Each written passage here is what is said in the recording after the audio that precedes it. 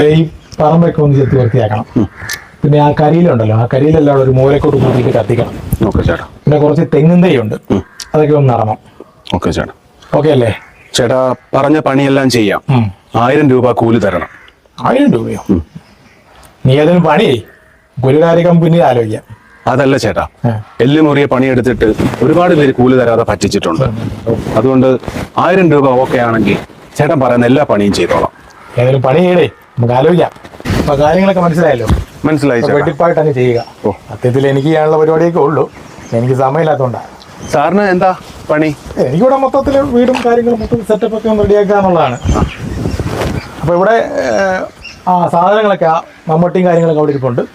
വെട്ടിപ്പായിട്ട് അങ്ങ് ചെയ്യാം. ശരി ചേട്ടാ. ശരി ചേട്ടാ. അതൊക്കെ കൂലിയൊക്കെ നമുക്ക് റെഡിയാക്കാം കേട്ടോ.